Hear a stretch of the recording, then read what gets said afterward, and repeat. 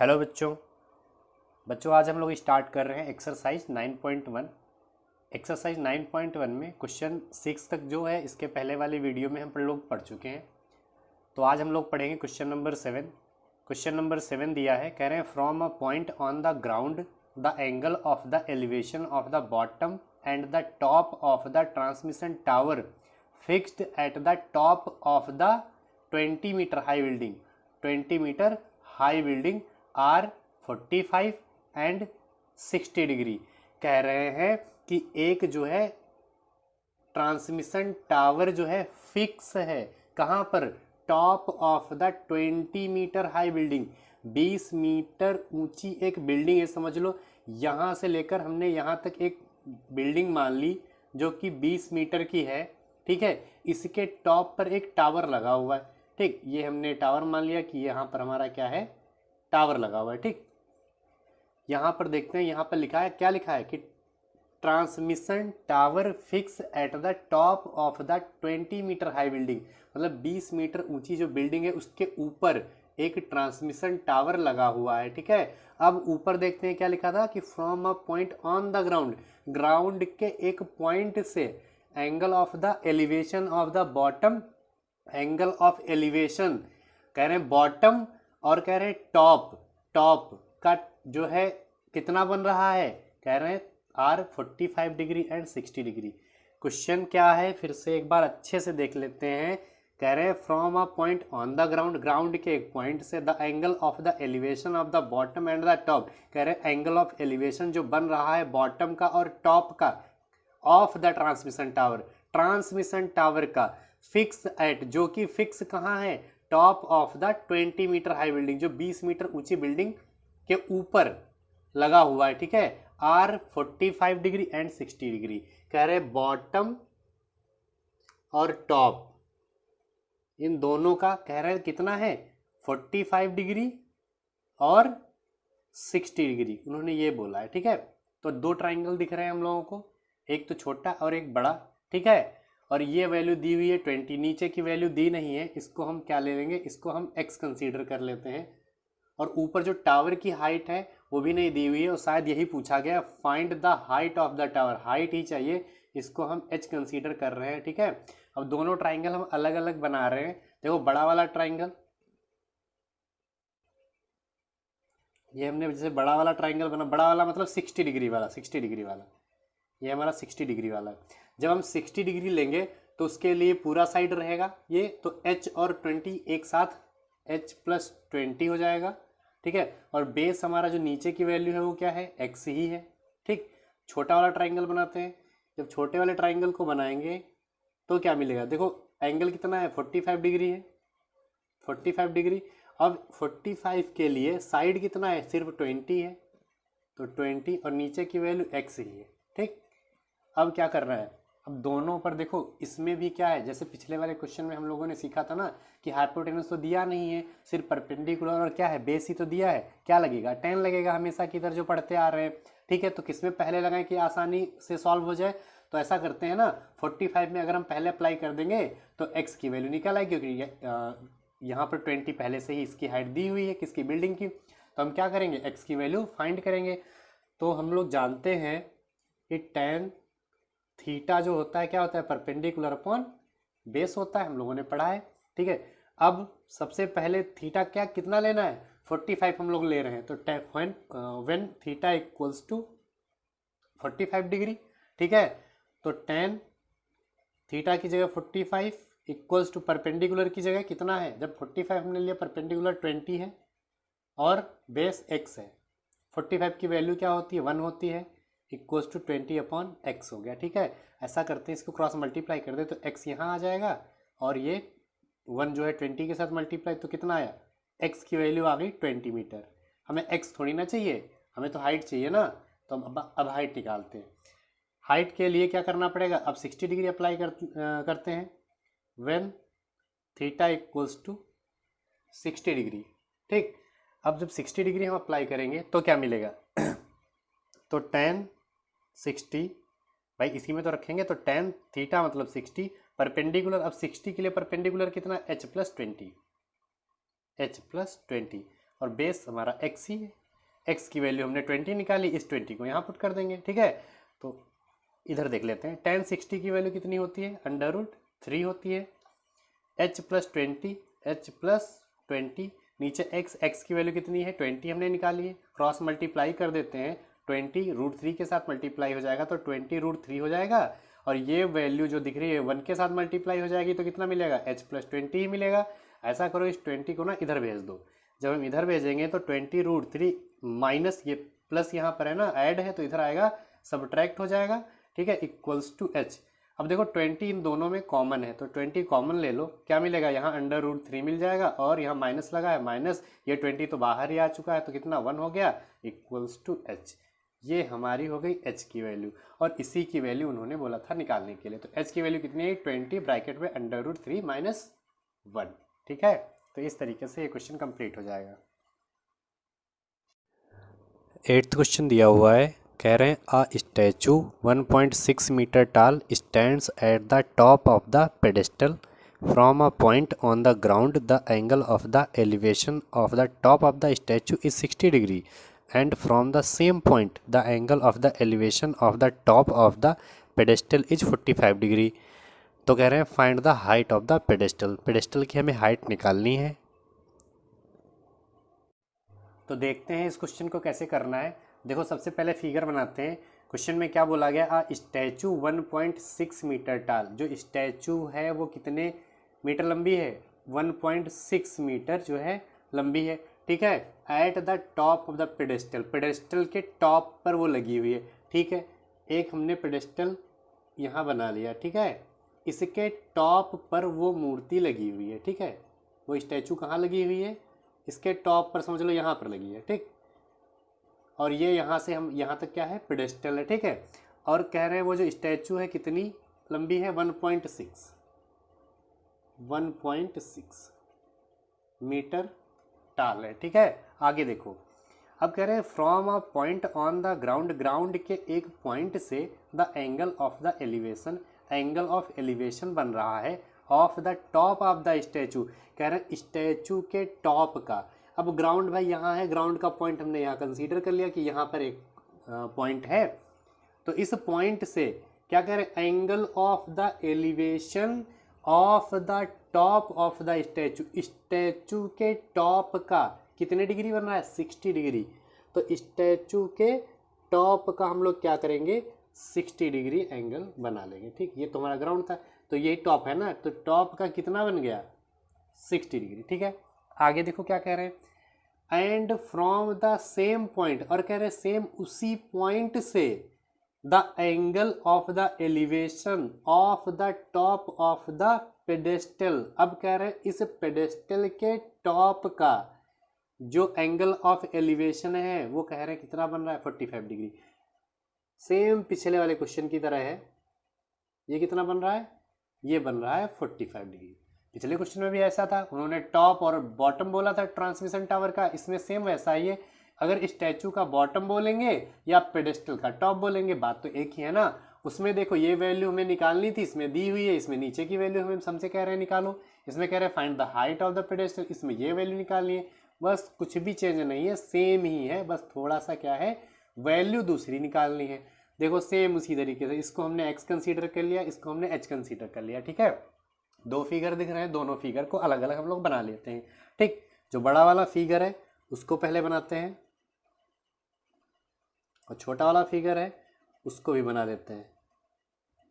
हमने दोनों बना लिए, x दोनों में है, ये भी x ही है भाई, x तो दोनों ट्राइंगल के लिए रहेगा ना, तो x तो दोनों में रहेगा। अब देखो जब 45 डिग्री लेंगे तो यहाँ से यहाँ तक ही तो 45 है, तो इस लाइन के लिए अगर यहाँ पर आए तो देखो ये साइड कितना लंबा है, h ही तो है। तो छोटे वाले ट्राइंगल का साइड कितना है, h है, और बड़े वाले ट्राइंगल का h + 1.6, ठीक है। और नीचे तो x सेम है, दोनों ट्राइंगल। अब देखो 45 वाला ये हमने बनाया है और 60 डिग्री वाला हमने ये बनाया है, ठीक है। अब देखते हैं इसको कैसे सॉल्व करेंगे। देखो दोनों ट्राइंगल हैं, दोनों को हम सॉल्व करेंगे अलग अलग। परपेंडिकुलर और क्या दिया है, बेस दिया है, तो क्या लगाएंगे, हमेशा की तरह 10 लगाएंगे। पहले हम 45 में अप्लाई करेंगे, ठीक है, उसके बाद में 60 में अप्लाई करेंगे। ठीक, अप्लाई करते हैं। हमें पता है कि tan थीटा क्या होता है, तो परपेंडिकुलर अपॉन बेस होता है।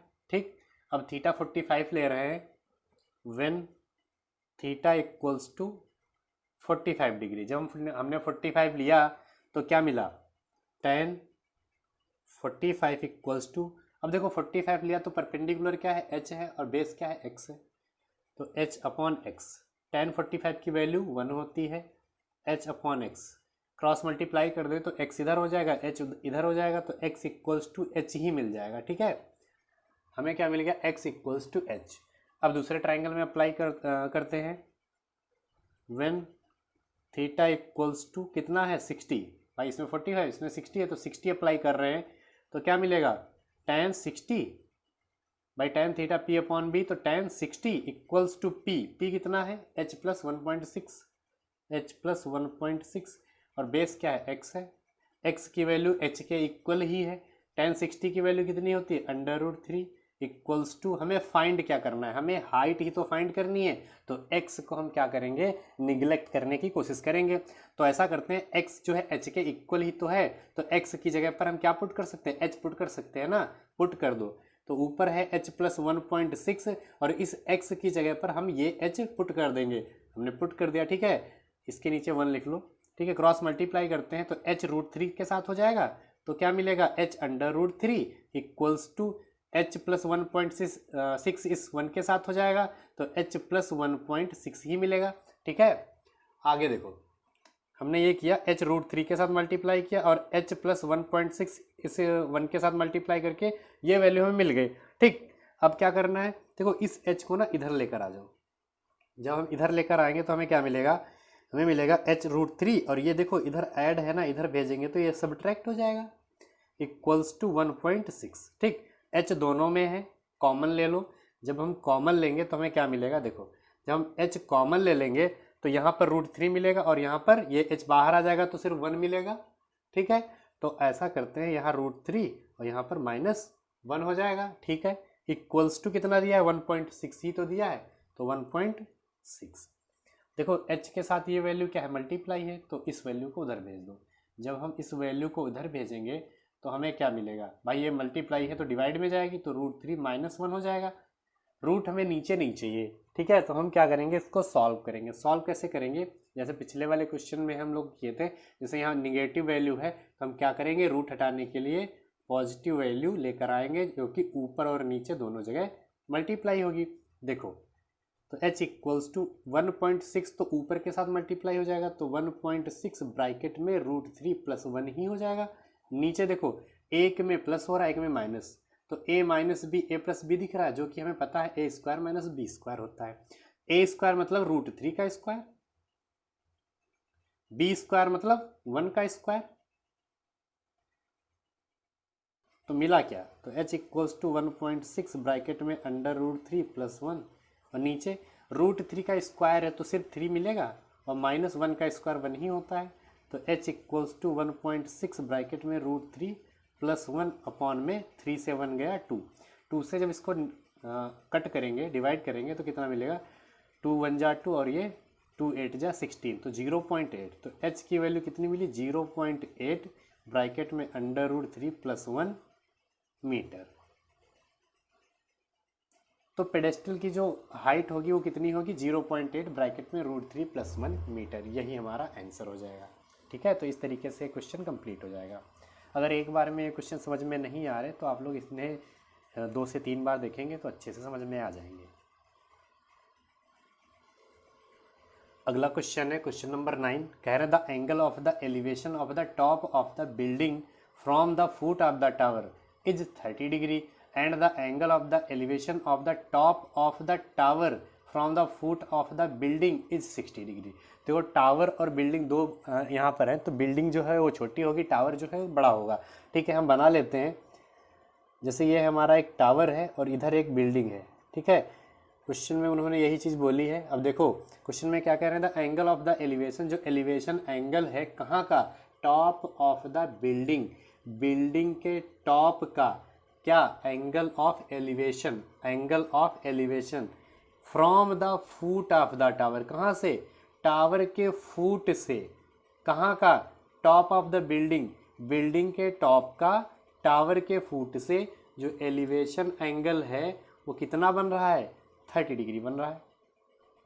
फिर से देखते हैं क्या क्या कह रहे हैं, the angle of the elevation of the top of the building, building के टॉप का angle of elevation from the foot of the tower, tower के फुट से बन रहा है 30 डिग्री, हमने 30 डिग्री बना लिया।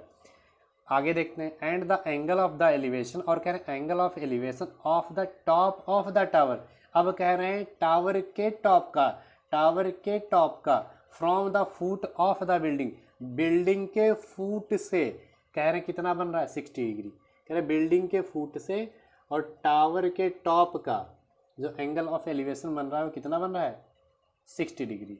तो कह रहे हैं if the tower is 50 metre height, जो टावर है उसकी हाइट कितनी है, कह रहे हैं 50 मीटर अगर है, ठीक है, तो कह रहे हैं find the height of the building, तो बिल्डिंग की हाइट निकालनी है। ये चीज़ दी नहीं है, इसको हम एक्स कंसीडर कर लेते हैं, ठीक है। उन्होंने कहा है कि हाइट ऑफ बिल्डिंग, बिल्डिंग हमारी ये है ना, तो ऐसा करते हैं इसको हम एच कंसीडर कर लेते हैं, ठीक है। अब देखो एक बड़ा ट्राइंगल एक छोटा ट्राइंगल है, इन दोनों ट्राइंगल को हम अलग अलग पहले तो बनाएंगे। देखो कैसे बनाते हैं, पहले तो छोटा वाला बना रहे हैं, ये हमने छोटा वाला बना लिया और इधर बड़ा वाला बना रहे हैं, ठीक है। बड़े वाले के लिए हाइट दी हुई है कितनी है, 50 मीटर है, ठीक। और क्या दिया हुआ है नीचे, ये वैल्यू तो एक्स ही रहेगी दोनों में, ये दोनों में क्या रहेगी, एक्स ही रहेगी।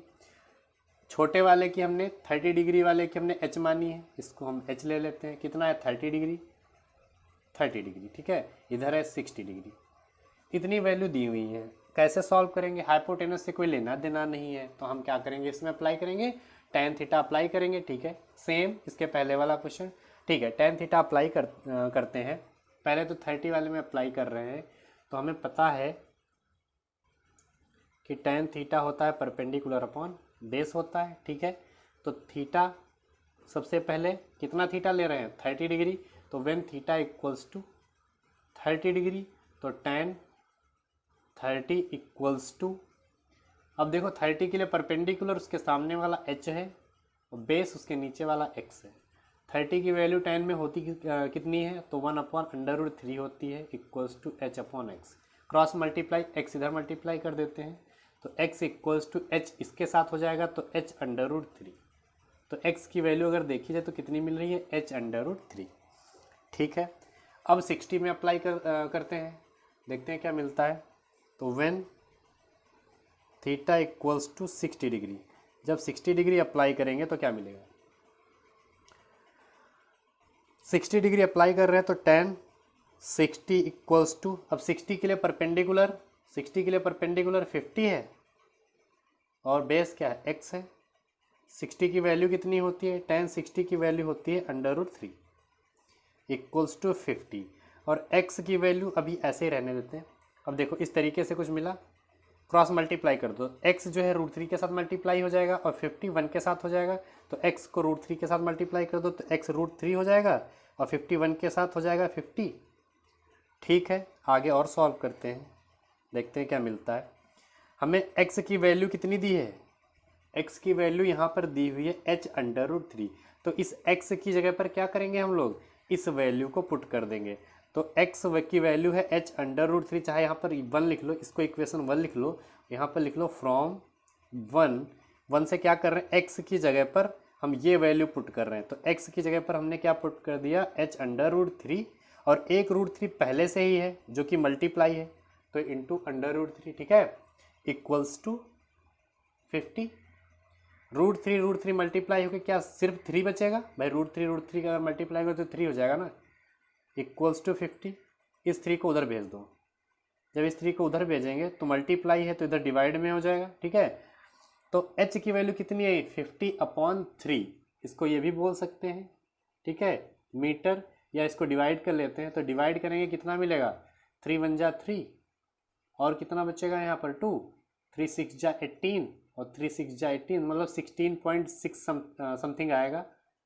तो हाइट कितनी आ रही है बिल्डिंग की, 16.6 मीटर, ठीक है। तो इस तरीके से ये क्वेश्चन कंप्लीट हो जाएगा। इसके बाद 10th क्वेश्चन दिया हुआ है, कह रहे हैं two poles of equal height, कह रहे हैं दो पोल हैं, दो खंभे हैं जो इक्वल हाइट के हैं, उनकी हाइट क्या है, बराबर है, are standing opposite each other on either side of the road. मतलब रोड एक, जैसे ये एक हमारी रोड है, तो एक खंभा क्या है, इधर है और एक खंभा इधर है, दो पोल लगे हुए हैं, ठीक है, और दोनों क्या है, बराबर हाइट के हैं, ठीक है। और कह रहे हैं which is 80 metre wide, wide क्या, रोड की बात उन्होंने कही थी ना, तो रोड जो है कह रहे हैं कितनी मीटर वाइड है, कितनी चौड़ी है, 80 मीटर है, तो रोड हमारी हो गई 80 मीटर, ठीक है। आगे देखो क्या कह रहे हैं, from a point between them on the road, कह रहे हैं रोड पर, इस रोड पर उन खंभों के बीच में किसी पॉइंट से the angle of the elevation of the top of the poles are 60 degree and 30 degree. कह रहे हैं इस पॉइंट से एक खंभे का जो है कह रहे हैं 30 डिग्री बन रहा है और एक खंभे का कह रहे हैं कि 60 डिग्री बन रहा है, ठीक है। और कह रहे हैं find the height of the poles, poles की क्या निकालनी है, हाइट। देखो दोनों बराबर इक्वल के हैं, बराबर हाइट के हैं, ठीक है, तो हम क्या कर लेंगे, इन दोनों को h कंसीडर कर लेंगे। भाई दोनों बराबर हाइट के हैं तो दोनों h ही रहेंगे। और आगे उन्होंने क्या बोला है, and the distance of the point from the poles, और कह रहे हैं इन पोल्स के बीच में डिस्टेंस भी निकालो। तो देखो ये डिस्टेंस दी नहीं है, तो इतनी डिस्टेंस को हम a कंसीडर कर रहे हैं और इतनी डिस्टेंस को हम b कंसीडर कर रहे हैं, ठीक है। अब फिर से इस क्वेश्चन को एक बार पढ़ लेते हैं, अगर कोई कंफ्यूजन होगा तो दूर हो जाएगा। देखो क्वेश्चन में क्या बोले हैं वो, two poles of equal height, दो पोल्स हैं जो इक्वल हाइट के हैं, are standing opposite each other on the either side of the road, road के एक मतलब इधर और एक दूसरे तरफ, ठीक है। विच इज 80 मीटर वाइड, जो कि रोड कितनी चौड़ी है, 80 मीटर चौड़ी है। From a point between them, इन्हीं इसी रोड पर बीच में कोई एक पॉइंट है, वहां से the angle of the elevation of the top of the poles, कह रहे एंगल ऑफ एलिवेशन इनके टॉप का, इन पोल्स के टॉप का कह रहे 60 डिग्री और 30 डिग्री बन रहा है। तो एक तरफ हमने 60 ले लिया, एक तरफ हमने 30 ले लिया। कह रहे find the height of the poles, तो कह रहे पोल्स की हाइट निकालो, and the distance of the point from the pole, और कह रहे इन पॉइंट से जो डिस्टेंस है वो भी निकालो। तो ए और बी हमने अलग अलग, इसकी डिस्टेंस ए होगी, इसकी डिस्टेंस बी होगी, ये हमने मान लिया, ठीक है। अच्छा एक चीज़ अगर देखें तो ए और बी है तो पूरी वैल्यू ना, अगर इन दोनों को ऐड करें तो किसके बराबर होगी, 80 के बराबर, क्योंकि यहाँ से लेकर यहाँ तक डिस्टेंस कितनी, 80 मीटर। और ए और बी ये दोनों हैं तो अलग अलग बस टुकड़ों में ही तो हैं, तो हम ये भी तो लिख सकते हैं कि ए प्लस बी इक्वल्स टू 80, लिख सकते हैं कि नहीं लिख सकते, इसको हम कंडीशन 1 मान लेंगे। इसके बाद में देखो दो ट्राइंगल दिख रहे हैं, एक 60 डिग्री का है और एक 30 डिग्री का है, तो एक बार हम 60 डिग्री अप्लाई करेंगे और एक बार 30 डिग्री अप्लाई करेंगे, ठीक है। और अप्लाई क्या होगा, देखो हाइपोटेनस से तो कोई लेना देना नहीं है, सिर्फ क्या परपेंडिकुलर और बेस से लेना देना है, तो हम tan थीटा अप्लाई करेंगे। तो tan थीटा होता है क्या, परपेंडिकुलर अपॉन बेस। तो व्हेन थीटा इक्वल्स टू, सबसे पहले 60 अप्लाई कर रहे हैं, तो 60 जब हम अप्लाई करेंगे, जब हम 60 डिग्री अप्लाई करेंगे तो थीटा की जगह 60 रखते हैं, तो tan 60 इक्वल्स टू परपेंडिकुलर, जब 60 है तो परपेंडिकुलर h है हमारा, बेस हमारा, बेस हमने 60 के लिए बेस क्या है, a है ना सिर्फ, तो a 60 की value √3 equals to h upon a, ठीक है। आगे देखते हैं, देखो इसको क्रॉस मल्टीप्लाई कर लो, तो a को इधर भेज दो, जब a को इधर भेजेंगे तो क्या हो जाएगा, a √3 इक्वल्स टू h, एक वैल्यू तो ये हमें मिल गई, ठीक। इसको भी ऐसे ही बॉक्स में बंद कर लेते हैं, इसको भी सेकेंड इक्वेशन मान लेते हैं। अब 30 में अप्लाई कर रहे हैं, जब 30 में अप्लाई करेंगे तो क्या मिलेगा, तो when theta equals to 30 degree, जब हम 30 अप्लाई करेंगे तो tan 30 इक्वल्स टू, 30 के लिए परपेंडिकुलर h है और बेस क्या है, बेस हमने b माना है ना, b, ठीक। 30 की वैल्यू होती कितनी है, tan 30 की वैल्यू कितनी होती है, tan 30 की वैल्यू होती है 1 upon √3 equals to h upon b, cross multiply कर लेते हैं, b को इधर, b इधर, और h √3 के साथ हो जाएगा तो h √3, ठीक। एक वैल्यू ये मिल गई, इसे मान लेते हैं थर्ड इक्वेशन। अब देखो पहली इक्वेशन में हमने क्या सीखा था कि a प्लस बी की वैल्यू कितनी है, 80 है, ठीक है। दूसरी में हमें वैल्यू मिल गई एच की, कह रहे हैं a√3 है। तीसरे में b की वैल्यू मिल गई h√3 है। अच्छा, अगर 2 से देखें, यहाँ से अगर a की वैल्यू हम निकालना चाहें तो इस √3 को इधर भेज देंगे तो मिल जाएगी। तो यहाँ पर हम इक्वेशन 2 को थोड़ा ले रहे हैं, तो फ्रॉम 2 क्या दिया है, a√3 इक्वल्स टू h दिया है ना, इस √3 को उधर भेज दो तो क्या हो जाएगा h/√3, क्योंकि √3 क्या है, मल्टीप्लाई है। ठीक, अब इस a इसको फोर्थ मान लो। ऐसा करो, इस a की वैल्यू और b की वैल्यू 1 में रख दो। a की वैल्यू कितनी है, h/√3, b की वैल्यू कितनी है, h√3। इन दोनों वैल्यू को इसमें पुट कर दो। तो यहाँ पर लिख लेते हैं value of a and b put in equation 1। ठीक है, वैल्यू a और b की किस में पुट कर रहे हैं, इक्वेशन 1 में पुट कर रहे हैं। इक्वेशन 1 है क्या, a plus B equals to 80। अब देखो a की वैल्यू h/√3, तो a की जगह हम पुट कर सकते हैं h/√3, और b की वैल्यू h√3, तो यहाँ पर हम लिख सकते हैं h√3 इक्वल्स टू 80। ठीक है, इन दोनों में h कॉमन है तो h कॉमन ले लेते हैं। जब हम h कॉमन लेंगे तो क्या मिलेगा, यहाँ h जब बाहर आ गया तो 1/√3, और यहाँ से h बाहर आ गया तो सिर्फ √3 इक्वल्स टू 80। अब इस वैल्यू को क्या है, ये वैल्यू इस h के साथ मल्टीप्लाई है, उधर भेज देंगे तो डिवाइड में हो जाएगी। ठीक है, इसको भेजते हैं।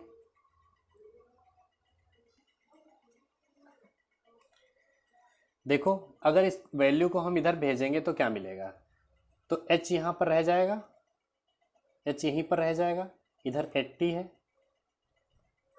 ठीक है, इस वैल्यू को हमने नीचे भेजा है ना, मतलब 1/√3 प्लस √3। इसको सॉल्व करते हैं। सॉल्व कैसे करेंगे, देखो नीचे क्या है, √3 है, इसमें नीचे कुछ नहीं है। जब सॉल्व करेंगे तो h इक्वल्स टू 80 अपॉन में, देखो √3 इधर मल्टीप्लाई, इस 1 को इधर मल्टीप्लाई, और इन दोनों को आपस में मल्टीप्लाई, क्या मिलेगा, 1 इधर मल्टीप्लाई हुआ तो 1 हुआ, √3 और √3 मल्टीप्लाई होकर रूट हट जाएगा तो सिर्फ 3 बचेगा, और √3 और 1 मल्टीप्लाई होकर सिर्फ √3 रहेगा। ठीक है, तो h इक्वल्स टू 80 अपॉन ये 3 और 1 4 हो जाएगा, और नीचे कितना है, √3।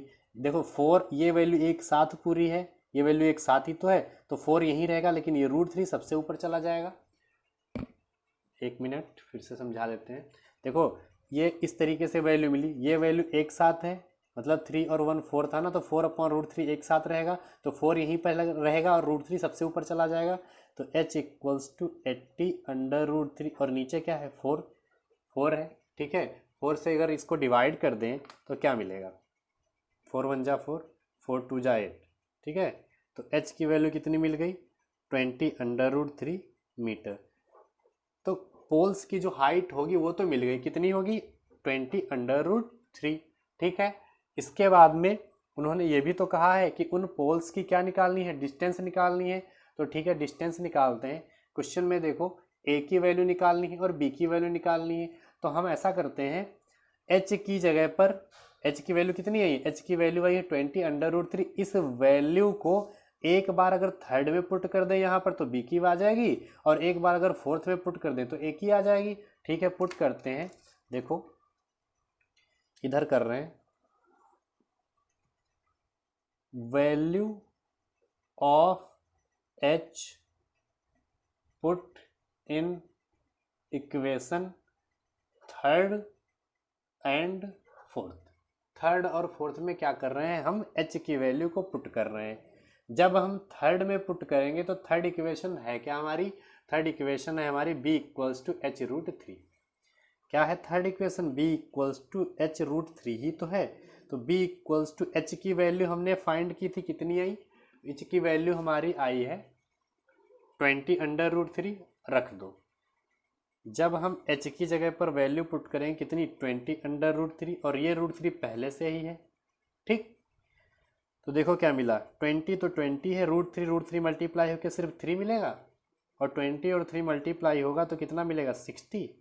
तो b की वैल्यू कितनी मिलेगी, 60 मीटर। अब a की वैल्यू निकालते हैं। a के लिए हमने क्या बोला कि फोर्थ में पुट करना है, तो b की आ गई, एंड a इक्वल्स टू कितना था, h/√3।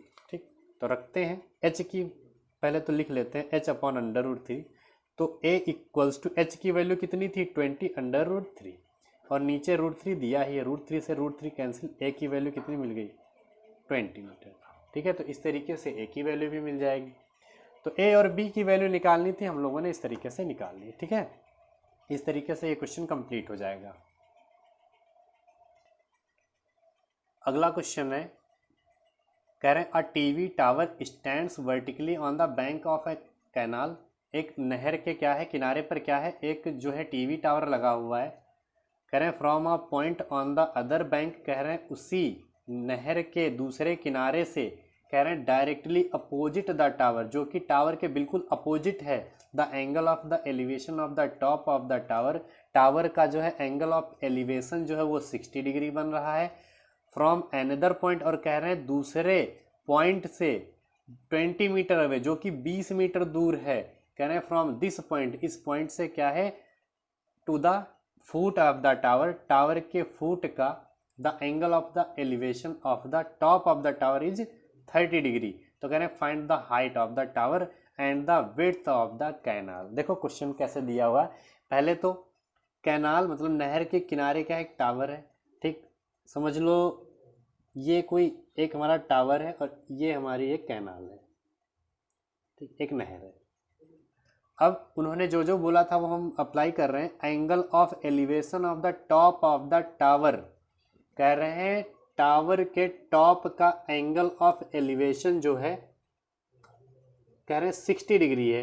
ठीक है, तो हम एक एंगल हमने इस तरीके से बना लिया कि वो 60 डिग्री है। ठीक, फिर आगे क्या उन्होंने कहा, कह रहे from another point 20 metre away from this point, कह रहे हैं इसी पॉइंट से 20 मीटर दूर, इसी पॉइंट से 20 मीटर दूर एक दूसरा पॉइंट है। कह रहे वहां से, कह रहे एंगल ऑफ द एलिवेशन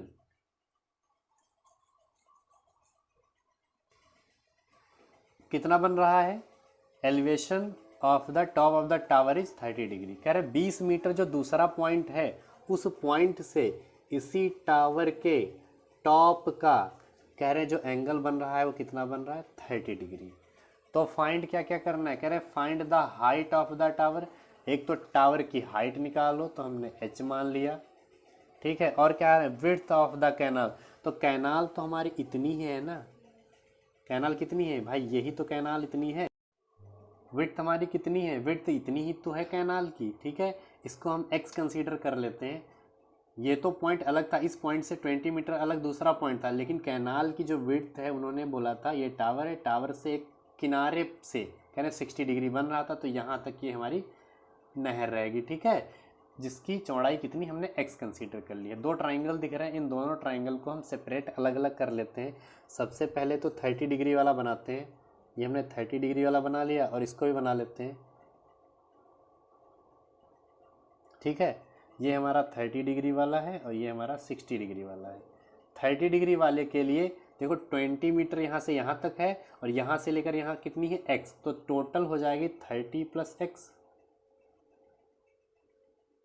ठीक, और 60 डिग्री वाले के लिए, 60 डिग्री वाले के लिए देखो सिर्फ x रहेगा, क्योंकि 60 सिर्फ यहाँ से यहाँ तक है x, और हाइट दोनों के लिए हाइट तो h ही है।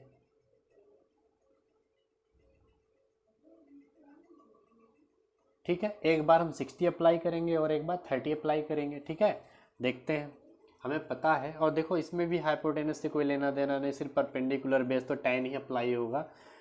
तो हमें पता है कि tan थीटा क्या होता है, tan theta equals to perpendicular upon base.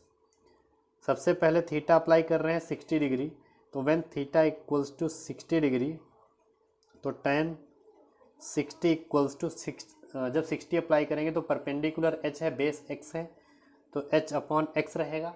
ठीक, 60 होता कितना है √3 equals to h upon x, cross multiply कर दो तो x इधर मल्टीप्लाई हो जाएगा, मतलब x √3 इक्वल्स टू h। ये हमारी वैल्यू किसकी आ गई, h के लिए एक वैल्यू मिल गई कि h इक्वल्स टू x √3। ठीक है, इसको हमने इक्वेशन 1 मान लिया। अब इक्वेशन 2 देखते हैं कहाँ से मिलेगी, 30 अप्लाई करते हैं। तो when theta equals to 30 degree, जब 30 अप्लाई करेंगे तो tan 30 इक्वल्स टू परपेंडिकुलर, 30 के लिए परपेंडिकुलर h और बेस 30 + x।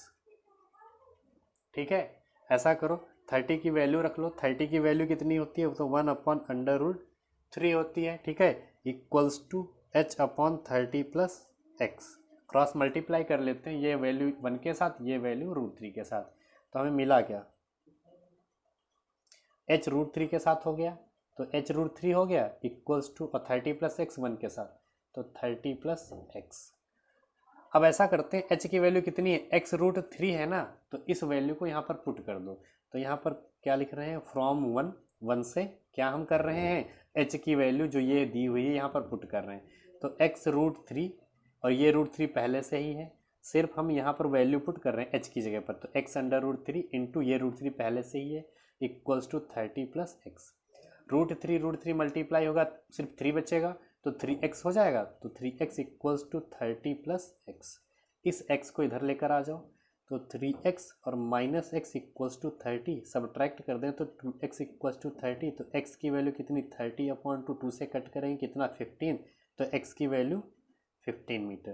तो नहर की जो है जो विड्थ आएगी कैनाल की, वो कितनी आएगी, 15 मीटर आएगी। ठीक, एक चीज़ तो आ गई। इसके बाद में उन्होंने क्या बोला है, सॉरी एक चीज़ हमने गलत लिखी है यहाँ पर, देखो जहाँ पर भी 30 हमने लिखा है, यहाँ 30 नहीं है 20 है। ठीक, ये 20 था ना, ये लंबाई कितनी थी, डिस्टेंस कितनी थी, 20 मीटर, तो ये 20 प्लस एक्स रहेगा। ठीक, तो जहाँ भी हमने 30 कर लिया है वहाँ 20 कर लो, ये 20 रहेगा।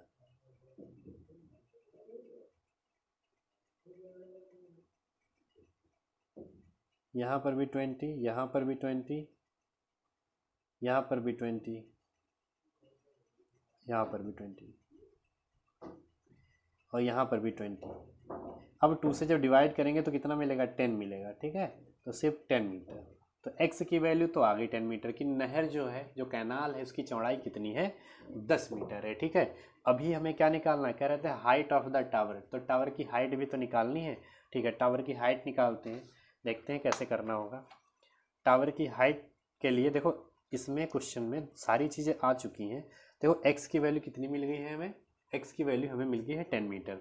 अगर इस x की वैल्यू को हम इक्वेशन 1 में रख दें, x की जगह पर क्या रख दें, 10 मीटर रख देंगे, तो h मिल जाएगा।